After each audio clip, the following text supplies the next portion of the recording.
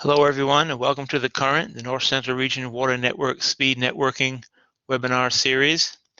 My name is Charlie Barden. I'm joining you from Kansas State University and I'll be your moderator today. Since some of you may be new to the North Central Region Water Network, let me explain. We are an extension-led collaboration among 12 land-grant universities and our partners in 12 Midwestern states. We work together to ensure safe and sufficient water supplies by increasing the scope and positive impact of multi-state water outreach and research efforts in the North Central region of the United States.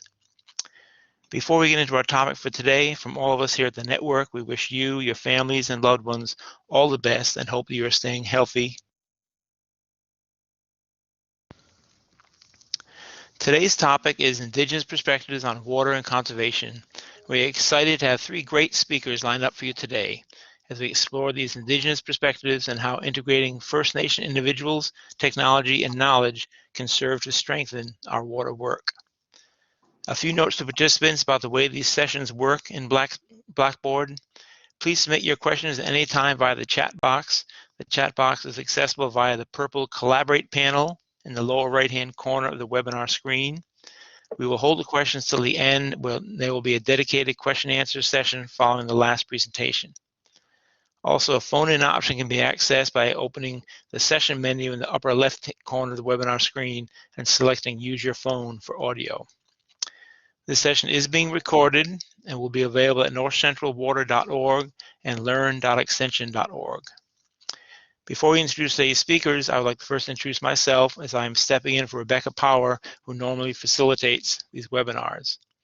I am Charlie Barden, and in addition to serving as a member of the North Central Region Water Network Leadership Team, I am a forestry professor in K-State's Horticulture and Natural Resources Department, where I conduct applied research using trees to solve environmental problems, usually water-related, like stream bank stabilization, riparian buffers, urban stormwater, flood remediation, or windbreaks and bioenergy.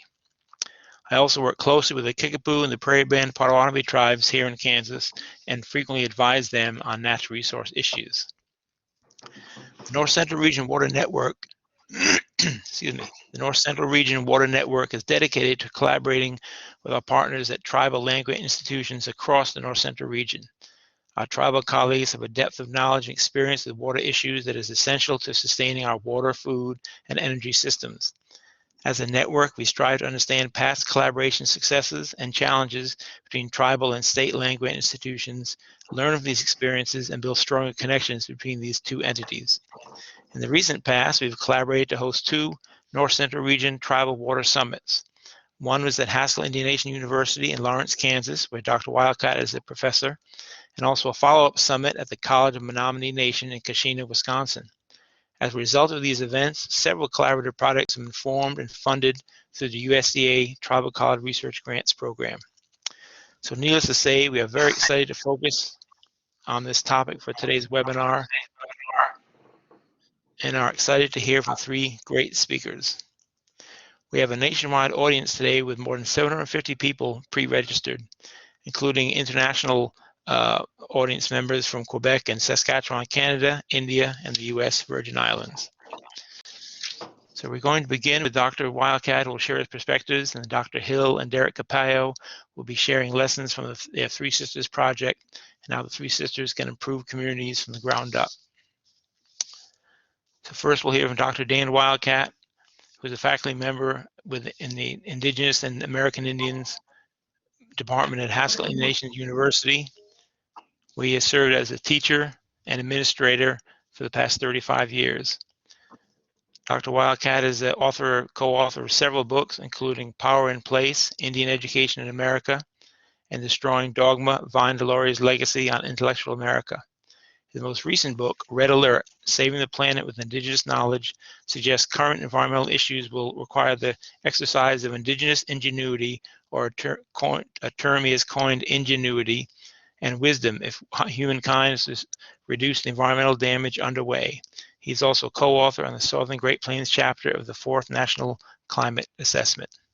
Dr. Wildcat, please provide your presentation. Thank you.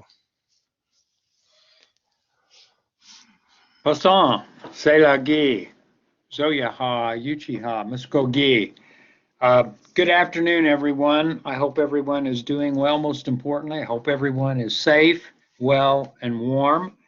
Um, I want to acknowledge I'm speaking to you all from my home office. I'm sitting a little less than a half a mile from the south bank of the Kansas River, named for the original peoples of this place where my home sits today, the Kaw peoples. And close to the Kansas River as it meanders through the north side of Lawrence, Kansas. So the topic's been very much on my mind, the topic of water recently. In fact, I think the challenge we have when we talk about water and we talk about uh, use of water, conservation of water, I think that the thing we most desperately need today is a cultural climate change. I think that the issues that we face with water, with the land, with air, these are all, we know, related. But I think the dominant worldview of um, the Western European tradition carries with it considerable baggage that we need to free ourselves from. So, what I'd like to do today is to share sort of some good starting points that I think we all need to address as we think of the importance of water and our use of water and our conservation of water. And the first thing that strikes me as interesting is that uh, apart from people who are working in, let's say, the area of natural resources or ag, um, it's amazing how many members of the general public, if you went and asked them, where does your water come from? I think we'd be shocked to find out how many of them really don't know. Well, it comes out of my faucet. I turn on my faucet and there it is. And I think this is a particular importance as we do the necessary education. And obviously I am a part of education, so I'm going to make the argument that education about water is critical now. And I mean, um, uh, a very critical topic that we need to address. And I think we need to do so by starting in the earliest grades we can what my Zoyaha, my Yuchi ancestors, and the first peoples of this land sort of understood through their experience in across the landscapes that they called home. And that is literally that, we are the air we breathe, we are the water we drink, we are the soil, the earth, uh, that those three factors all together give us the food that nourishes our bodies. We are animals, a human animal. And unfortunately, right now, the most distinguishing thing we can say on the planet is as we now talk about the age of the Anthropocene or Anthropocene, the age of humans, is that it seems to be characterized by a tremendous amount of destruction of our other than human relatives on this planet.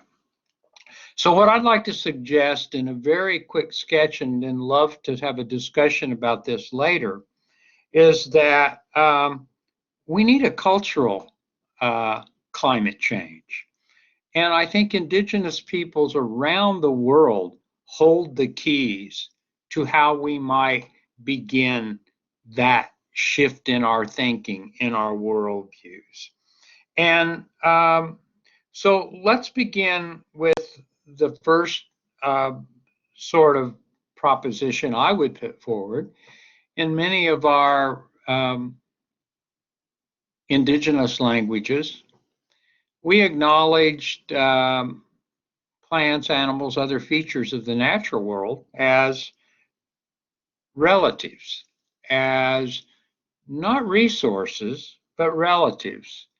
And we often see this, particularly as you go to the southeastern United States, where my ancestors came from. You know, one of many trails of tears, but the one that's most often written about in textbooks and the like. And, you know, the Trail of Tears east of those 5 tribes to eastern Oklahoma: Chickasaw, Choctaw, Cherokee, Creek, and Seminoles.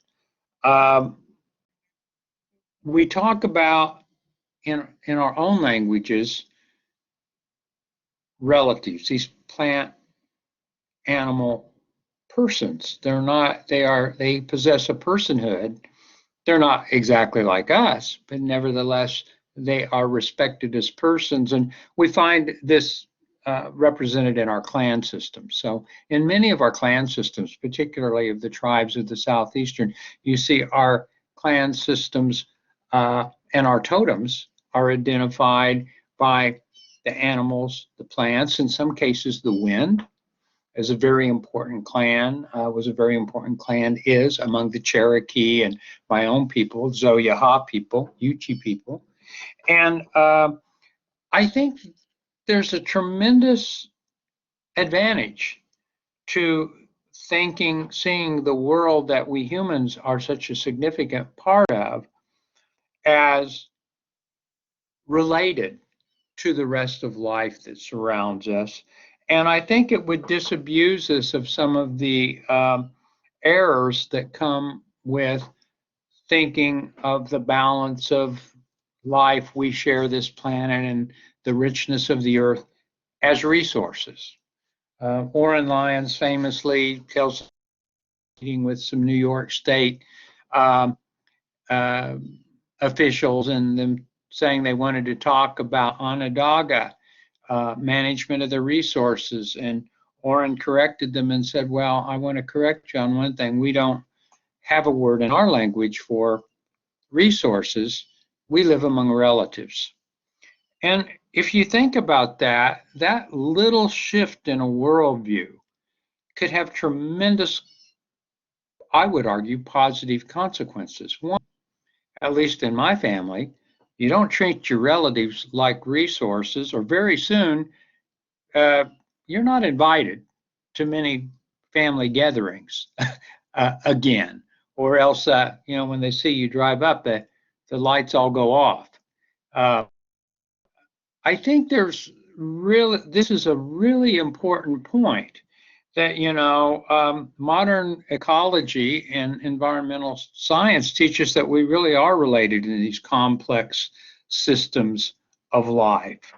And it is a very complicated way of thinking about the world, a sophisticated way of looking at the world, but it also asks us to focus on relationships. I think right now our relationship to water, to the land, to the air has got to be of primary importance in everything that humankind is doing today.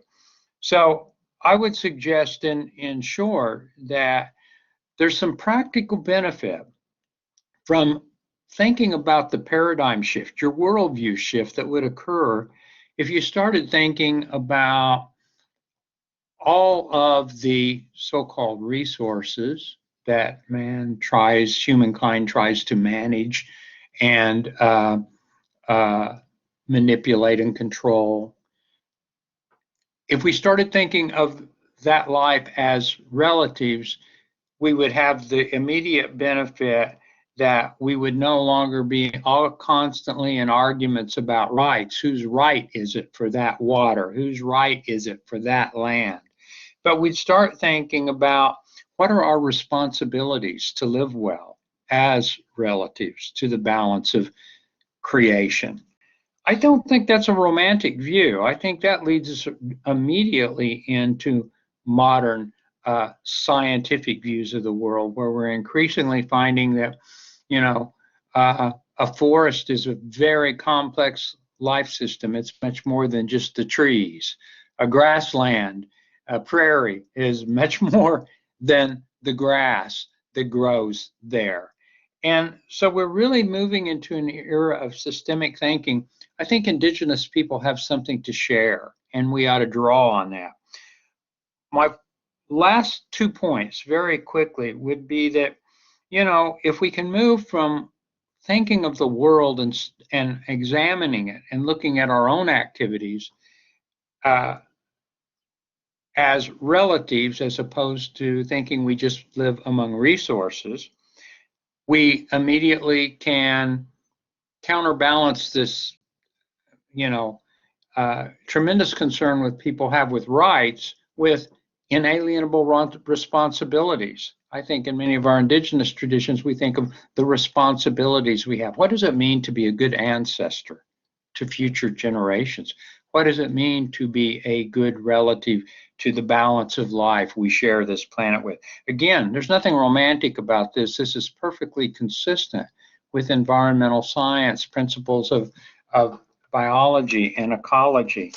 And last but not least, I think it would open the door to us reframing resilience in a very concrete way, that maybe in lieu of a sort of an anthropocentric view of progress, this inevitable thing we're chasing, progress. We've got to progress. We've got to, and the way in which that is constantly defined by human comfort, convenience, and accumulation of wealth, we might reframe resilience, sustainability, in terms of to what extent are our activities promoting systems of life enhancement? In the age of the Anthropocene, when we see so much of significant portions of life on the planet, the biodiversity of the planet threatened, I think we need to have a cultural climate change. I think Indigenous peoples hold tremendous wisdom on this front, and I think part of that is about our relationship to water. And we need to become much more mindful and thinking of water in a much more transdisciplinary and integrated manner, particularly, I think, in university settings. Water's not just the issue for the state hydrologist or for the academic people who study hydrologic systems. It's a problem that we ought to be thinking about if you're a homeowner, if you're a property owner, if you like to fish, and if you want clean water for your children and for the future generations to come. So I'll stop there, and I look forward to some discussion of maybe the cultural climate change that we need to facilitate. Thank you very much, Dan, for those thought-provoking comments. Again, folks can leave their questions in the chat, and we will pick those up at the end of today's session. Our next presentation will be team taught by two folks. Dr. Christina Gishil is an associate professor in the Department of World Languages and Cultures at Iowa State University, where she focuses on American Indian and Native cultures of the Northern Plains and Midwest. Her current research explores how social relations impact cultural expressions of Native relationships with their landscapes in the face of colonial forces working to disrupt these same relationships. She is interested in all aspects of Native food sovereignty, including the efforts of Native nations and growers to reinvigorate the Native foodways. She'll be joined by Derrick Capello, who is a dual master's degree candidate in the Department of World Languages and Cultures and Department of Agronomy at Iowa State University, where his research focuses on the cultural connections between Native Americans have to their soil, as well as the agronomic impact of their traditional gardens. Dr. Hill, please feel free to begin. Thank you. And I also want to say thank you to Dr. Wildcat. That was really inspiring. So good afternoon to everybody.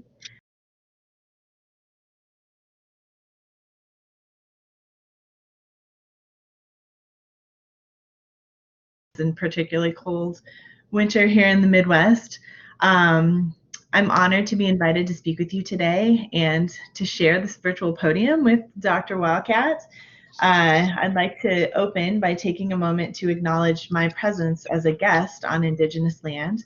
For generations, Iowa, Meskwaki, Sauk, Dakota, and Oto peoples, among others, has stewarded the land where I live here in Iowa. Also, as faculty at Iowa State University, I'd like to acknowledge that it's located on the ancestral lands and territories of the Bakotse, or Iowa Nation. The United States obtained the land from the Meskwaki and Sauk nations in the Treaty of 1842. And so we wish to recognize our obligations to this land and to the people who take care of it, as well as to the 17,000 Native people who live in Iowa today. So I'm the PI on our Three Sisters project, which is about Indigenous agricultural and food sovereignty initiatives in the Midwest. And I'm on faculty at Iowa State in the World Languages and Cultures Department. My area of expertise is American Indian Studies, and the co-PIs for this project are Dr. Marshall McDaniel in agronomy, Dr. Ajay Nair in horticulture, and Dr. Donna Winham in human nutrition, who are also all faculty at Iowa State. And there are two graduate students on the project in sustainable ag, Emma Haridi, who's in charge of growing the Three Sisters plots at ISU, the seed saving and rematriation aspect of our project, and Derrick Kapayou. And I will let Derrick go ahead and introduce himself.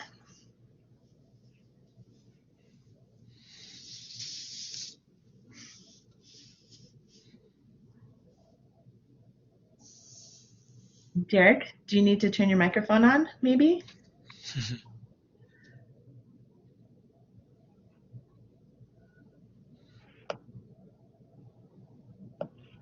Okay, sorry about that delay. Hi, my name is Derrick Capello. I'm a second-year double master's student at Iowa State University, where I study sustainable agriculture and anthropology. Today, I'm helping present our project titled Lessons from Indigenous Farming: How the Three Sisters Improves Communities from the Ground Up.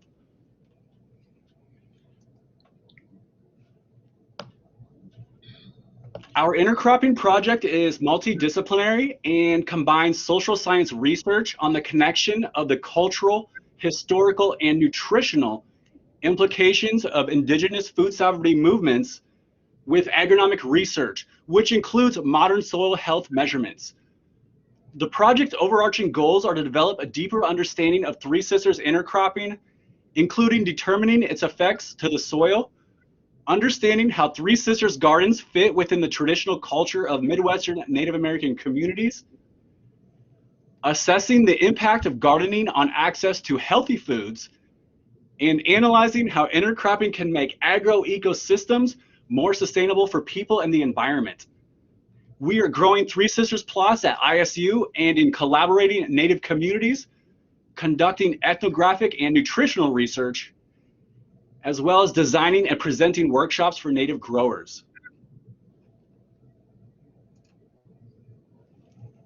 In this project, we use indigenous methodologies from Midwestern Native American communities that are collaborating with us.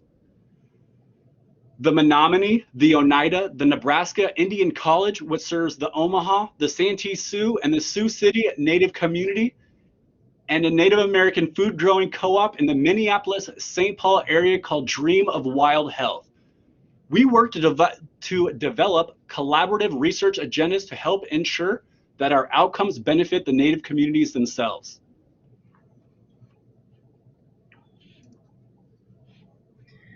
So we also have an annual advisory board, and we meet. The advisory board is composed of members from all the nations that are collaborating with us, and they help to plan our research garden and to make sure that we're acting in a culturally appropriate way with the traditional heritage seeds that we're growing. The advisory board also works with us in our seed rematriation efforts, helping us to select indigenous seed that needs to be grown out and ensuring that we get the seeds that we grow back to their home communities.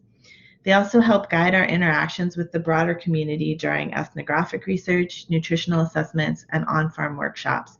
And so this is a picture from our meeting last year.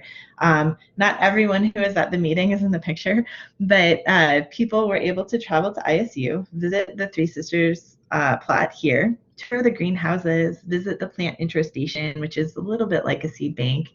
And we invited a Dakota chef to come and prepare meals using indigenous foods. Sadly, this year's meeting has to take place online. Face-to-face interaction and sharing meals is really priceless for building collaborative work, but COVID has forced us to adapt, and so we're lucky that we got to meet in person last year.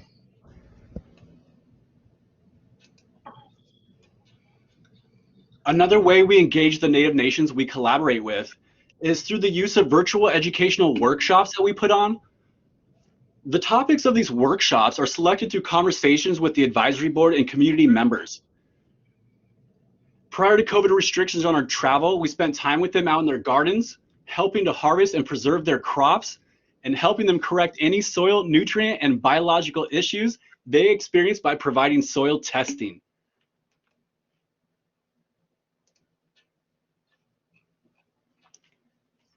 While acting as a participant observer working collaboratively with Native growers, I have been able to gain an appreciation of soil as the foundation of all living things and one of nature's gifts, which we must work to preserve for later generations.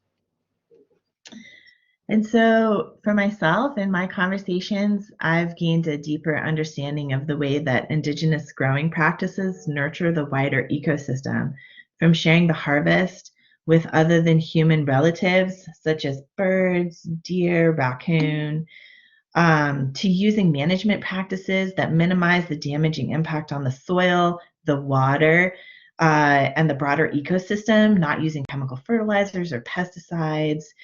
And I think this really ties in powerfully to what Dr. Wildcat was talking about, understanding seeds and plants as living beings deserving of care and respect, considering seeds as both ancestors and as infants, children to be cared for. It's really fundamental to these practices. And so one example from my own work, Native collaborators many of them that I work with refer to corn as she instead of it.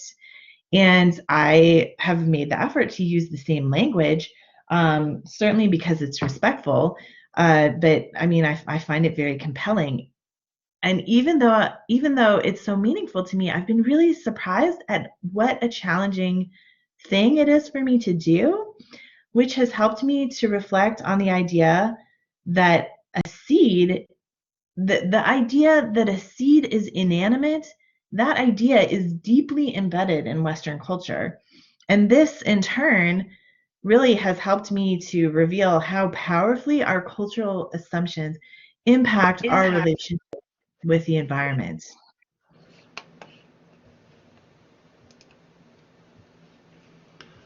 Through interviews I've conducted within the Native communities collaborating with us, as well as through interviews with people from my own nation, the Meskwaki Nation here in central Iowa, I have begun to recognize how traditional ecological knowledge within Native American agricultural practices create growing systems like the Three Sisters that not only have the ability to produce large amounts of healthy food, but also work to build up the health of the soil those growing systems exist on at the same time. Three Sisters gardens are interwoven into cultural stories and practices of the Native growers we collaborate with. And these gardens act as a space of intergenerational connectedness.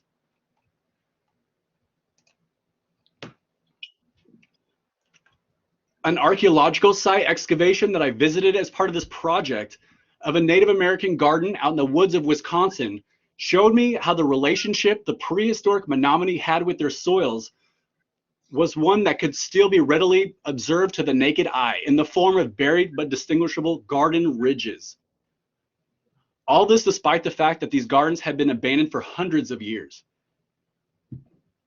Ultimately, I've experienced how important a respectful alliance with the land and the environmental factors affecting a growing system can lead to a healthier human-to-soil relationship and awareness.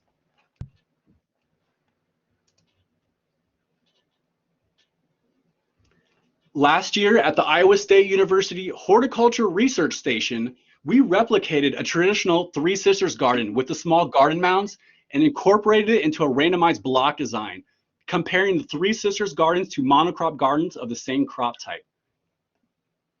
However, midway through the growing season, the wild Iowa derecho of 2020 blew through the garden and showed us how the traditional cultural knowledge contained within Three Sisters gardens, specifically the idea to plant multiple crops in a growing space rather than monocrop a single species, is more intuitive and forward thinking.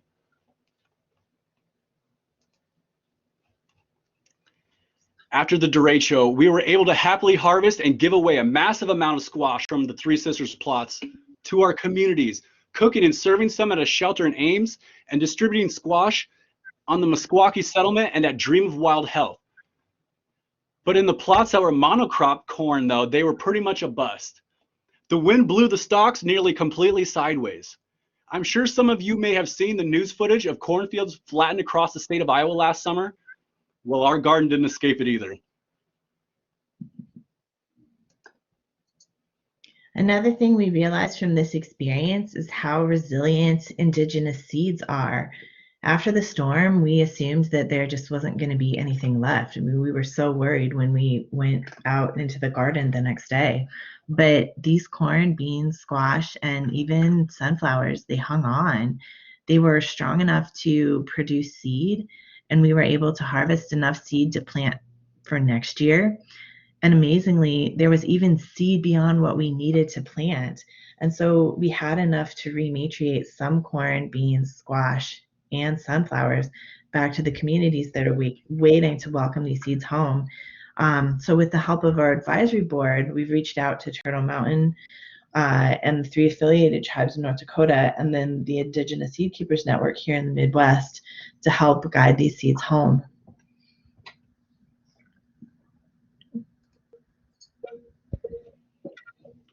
Not long after the derecho, we took soil samples from within the garden mounds to analyze different indicators of soil health. And we wanted to see if there were any detectable differences underneath the Three Sisters plots when we compared them to the monocrop corn, bean, and monocrop squash plots. And after comparing the soil respiration values of the monocrop plots to the Three Sisters plots, we found that the Three Sisters plots had 24% increased soil respiration activity and also decreased the salt extractable nitrate by 54%.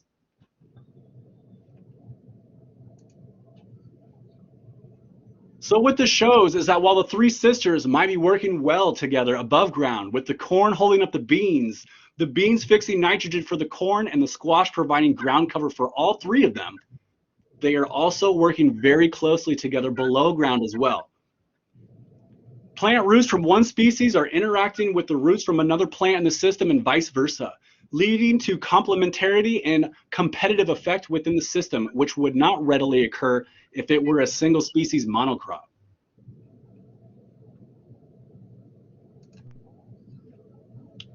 Throughout this year's growing season and on into the future, the agroecological impacts of Three Sisters gardens on the soil will be further explored as our long-term experiment progresses.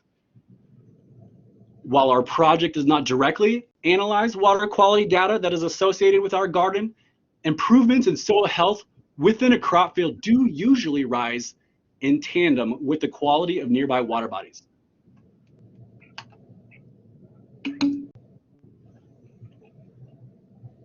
Mimicking nature, the built-in diversity contained within a Three Sisters garden, both above and below ground, creates a synergistic effect that helps to ensure sustainable food production.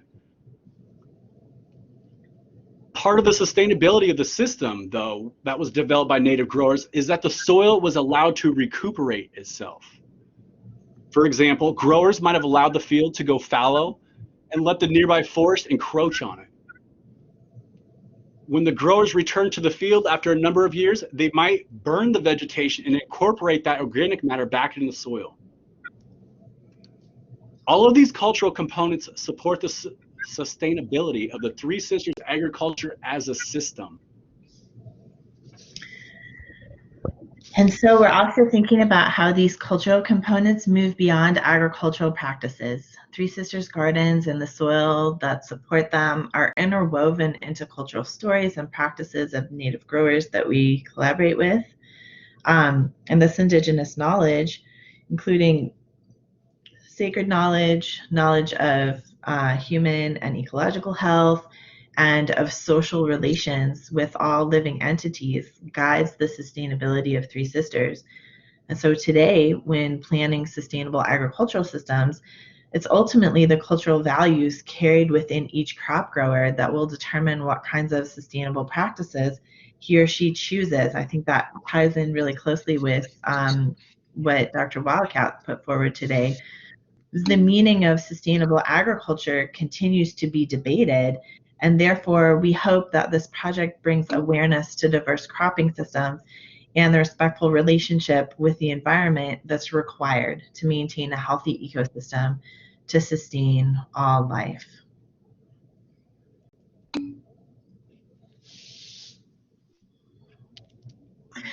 And we've included a QR code on this final screen here. If you'd like to visit our website, you can scan the QR code. It's still under construction, but so please be patient and please keep returning to it as we build.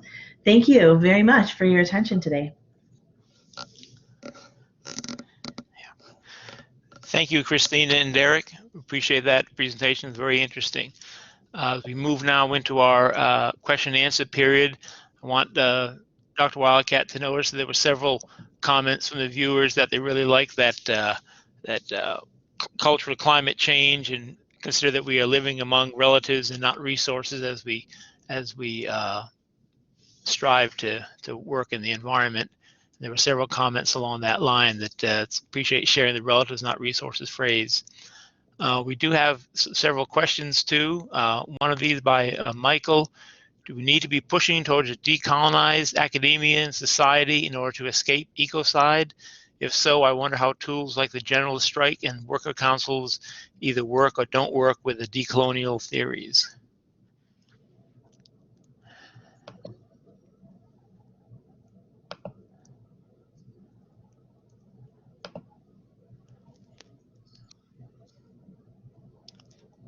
Is your mic muted, Dan? Didn't hear a response, but. Okay, here we go. Can you hear me now? Yeah. Very Yes, good. you're on. Very good question, Michael. I think we do need to look at collective action. You know, I think there's always been sort of a, and sometimes a kind of an ambivalent attitude among Indigenous people sometimes about, direct action and those kinds of things.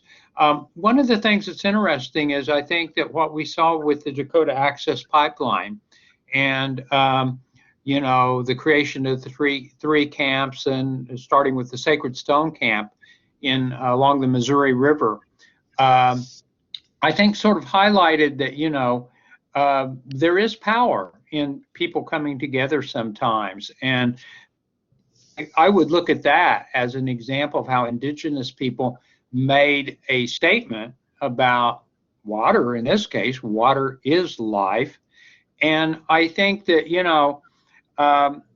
it's worth thinking about how groups can collectively, come together to, make positions, make stands for change in how we think about the world. We humans are one small but very,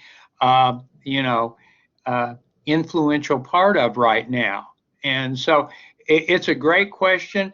I think, it's really hard to kind of, for me at least, to look at, old kinds of activities of the early 20th century and that kind of organized labor, kind of collective activity, because so much of that, really has been tremendously weakened in the United States. But yet, I think when we do see issues like happened with the Dakota Access Pipeline and the Missouri River, it was incredible how people mobilized. And I think the positive thing about that was, no, the people who made the stand, there at Sacred Stone Camp, and then later the two other camps that were developed, made it a point to say, we are not here as protesters.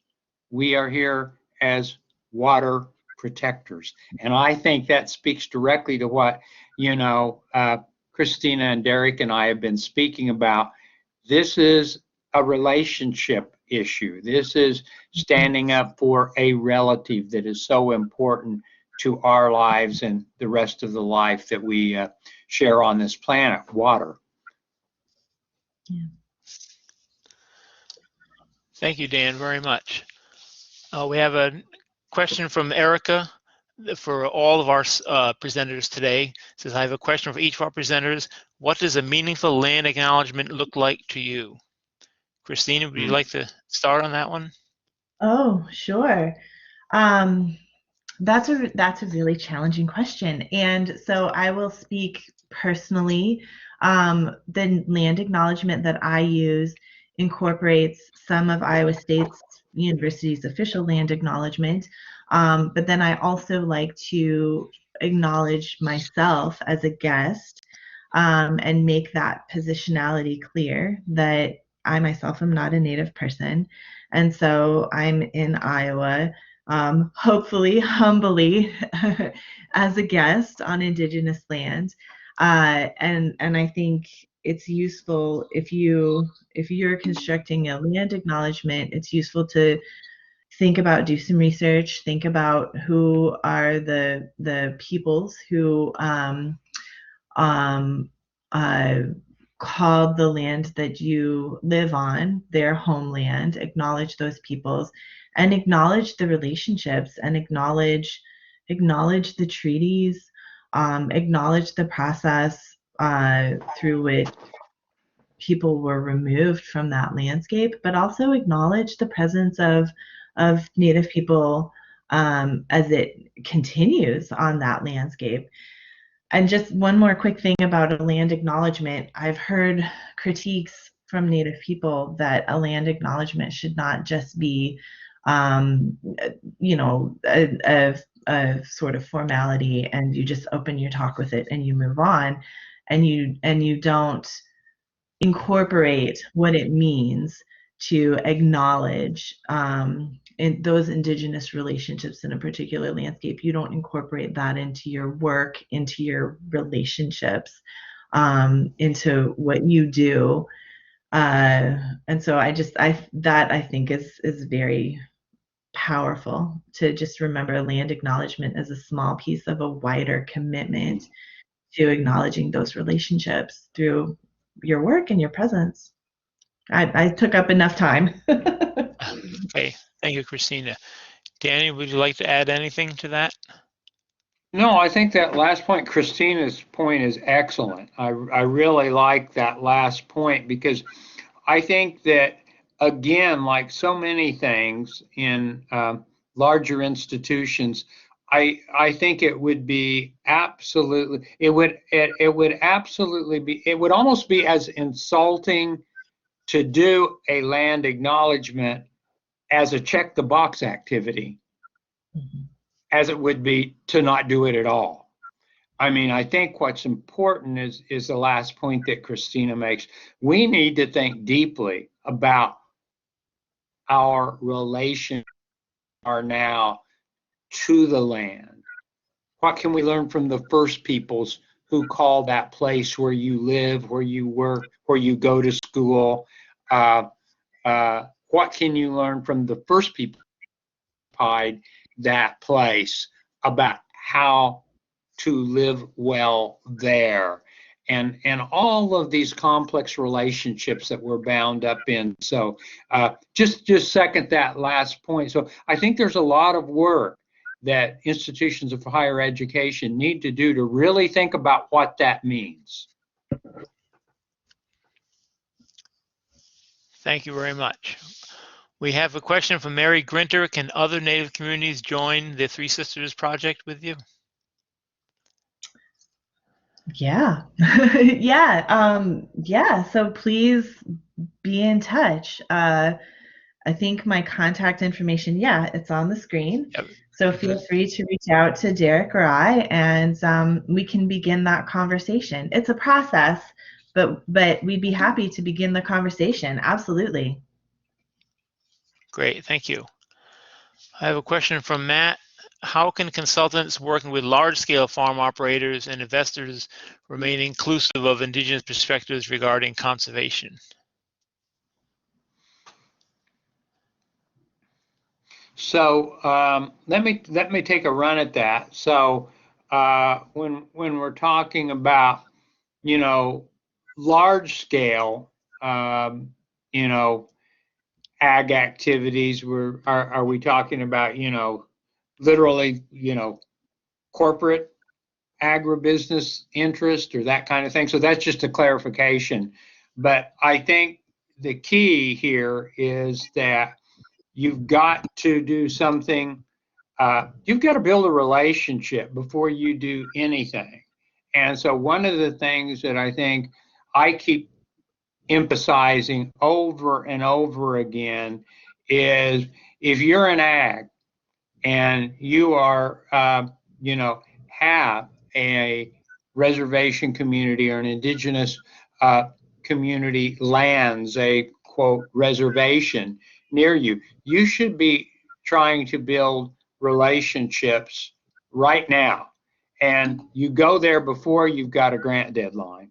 You need to go over there and say, hey, you know, and build some relationships, some real meaningful relationships. I think that's often what's missing when, you know, people maybe with the best intentions come to an indigenous community or our homelands, and it's like, hey, we're here and we want to work with you.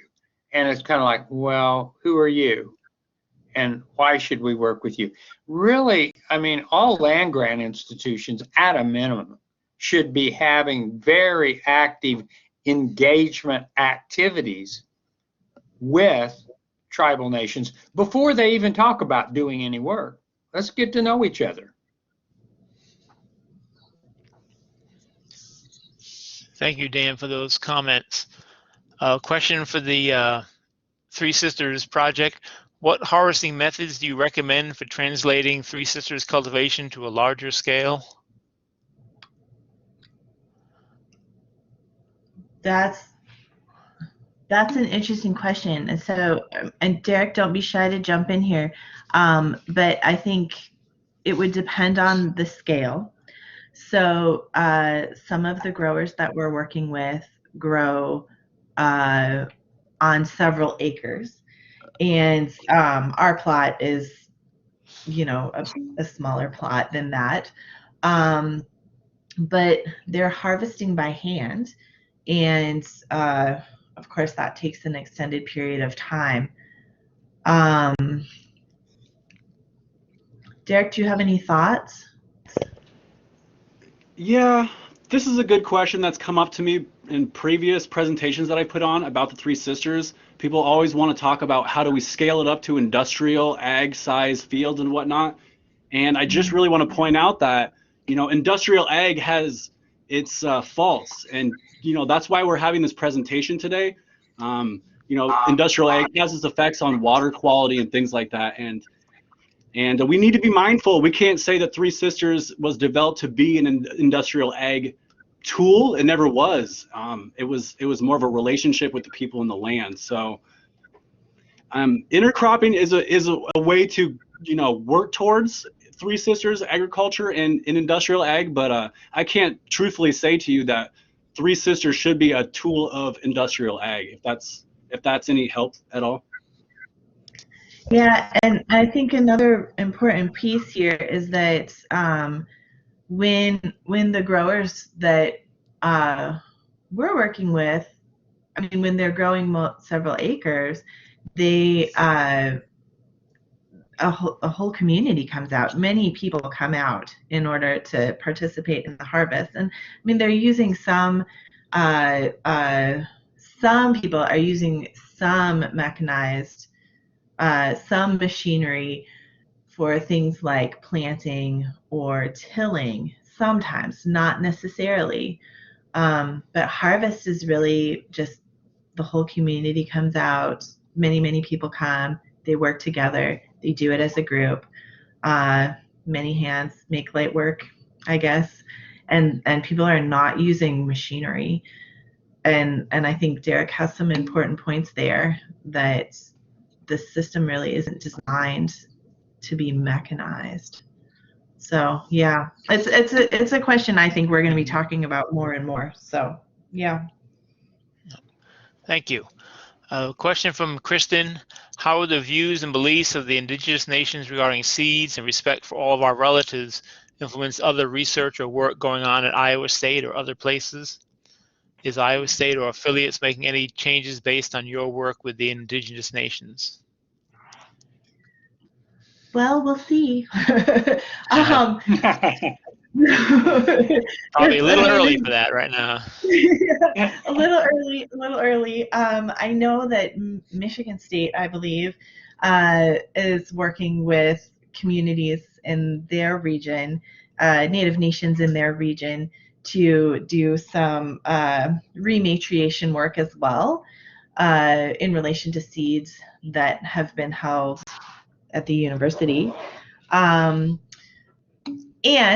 we're working with the plant introduction station at Iowa State, and we're having conversations with the curators at the plant intro station. And so, I mean, I've been having those conversations for several years now, but it's starting to gain traction. So we'll see. We'll just see what happens. I think it's a very powerful idea to put out there, that seeds are relatives and that seeds should be handled with care and respect. And working with indigenous seed keepers, there's a whole set of protocols and beliefs about how seeds should be treated and how they should be handled. I think it might take a while for folks in agronomy and folks in seed science and those fields to really we'll see. I'm beginning the conversation, right? So we'll see what if it goes, how far it goes at Iowa State. Let's put it that way. Thank you. So I'm going to take some small steps to get going.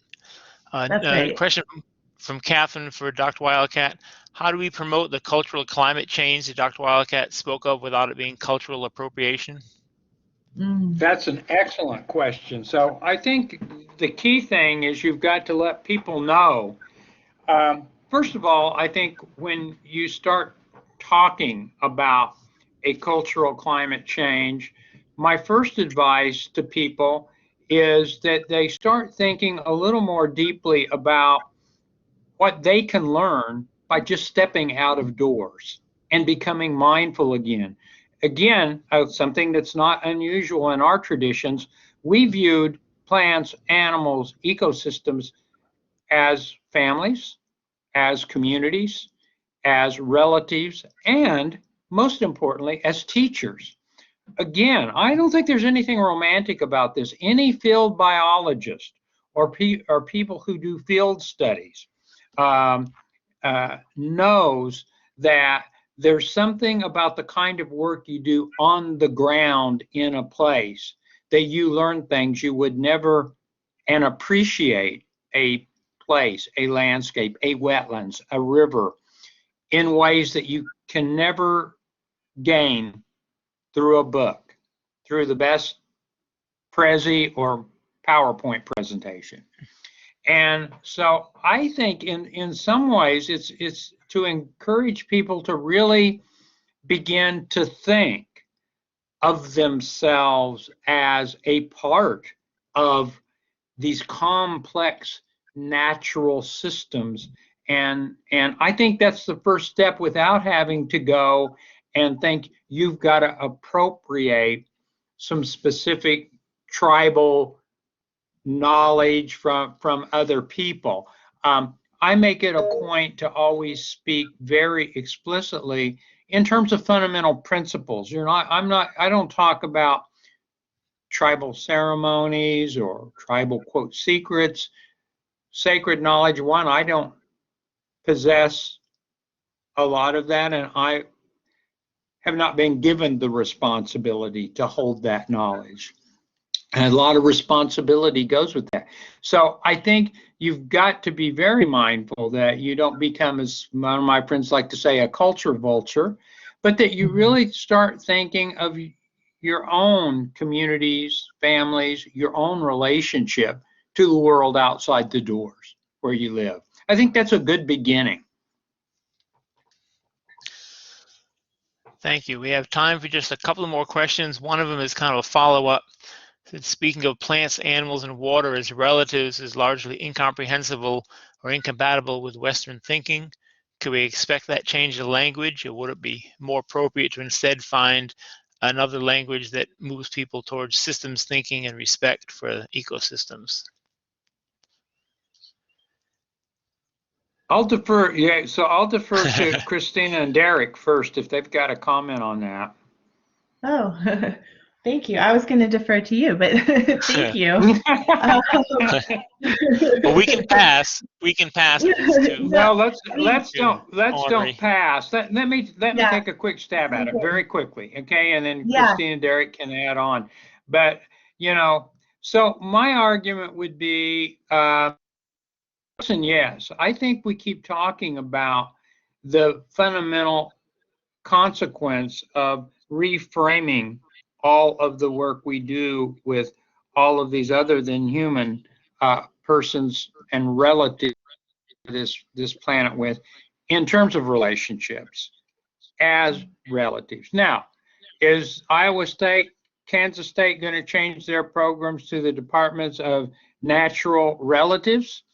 I'm not expecting that to happen real quick, but I think what can happen is people can take that idea and start really working with it.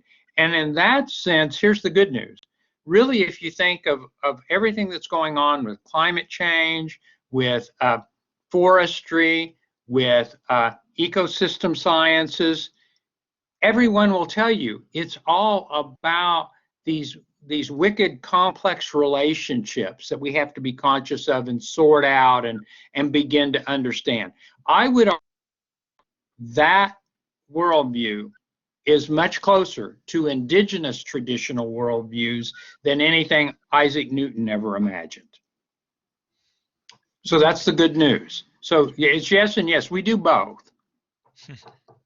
Yeah, and that so let me go ahead and jump on there. I think that the other thing that Dr. Wildcat was describing, being out in nature, is actually a really powerful way to help people shift their thinking. And so I'm thinking about when I teach these ideas in my classes and I provide students with readings that reflect these ideas. My students, and a lot of them are farm kids, they're hunters, especially the ones who've spent time in nature, they can come up with experiences that they've had in their own time in the natural world of plants and animals acting, and it's easier for them with animals, but still acting with agency and having a presence, in a shared presence in their space. And so I think it's something that Western folks can connect with when they're encouraged to incorporate that perspective.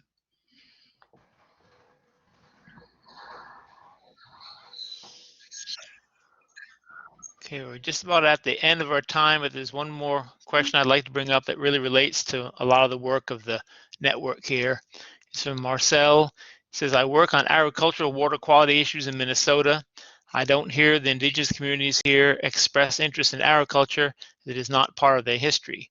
As I do my work, should I reach out to and engage these communities? And if so, how do I engage these communities on agriculture and water quality? Well, Yeah. so quickly, oh, sorry. No, go ahead, Christina. Well, I was going to say quickly, there are communities in Minnesota, indigenous communities who do have a long history of relationship with agriculture, who were growing corn especially, but I think it's also important to broaden our perspective of what agriculture means. So cultivating wild rice beds, caring for those beds, making sure that they're productive, cultivating wild foods, and making sure that the spaces where those wild foods are growing continue to be productive. I mean, in some ways, you can argue that that's a type of agriculture. It's at some level horticulture, caring for those spaces so that they continue to produce food. And definitely, just from my own communication with Minnesota communities, of course, water quality is a huge issue. So I would say I would encourage anybody who's doing work in relation to land to reach out to Native communities in their region, because it's connected. Your work is connected. So yeah. Absolutely. I would just second that, Christina. I think you're right on target that, reach out to communities. And it may be that maybe we need to redefine or broaden the notion of what we believe agriculture to be. If we started thinking of agriculture as really a way in which human beings interacted with plant communities, ecosystem communities, and sometimes become very engaged in creating those, I think you would be surprised how much, interest in fundamental questions and even some really good research questions might emerge.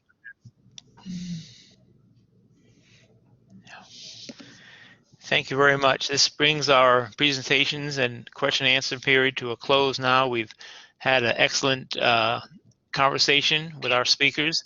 Again, I'd like to thank Dr. Daniel Wildcat and Dr. Christina Gishil for their presentations, and Derrick Kapayou. And thank you, the audience, too, for sticking with us. At the high point, we had, I think, 310 people logged on to today's session. Next week, there'll be 2 additional webinars put on by the North Central Water Network, one on understanding climate adaptation decisions in the Eastern Corn Belt on Monday, February 22nd, and soil health for Nebraska Wealth on Wednesday, February 24th. Thank you very much for your time and participation in today's session.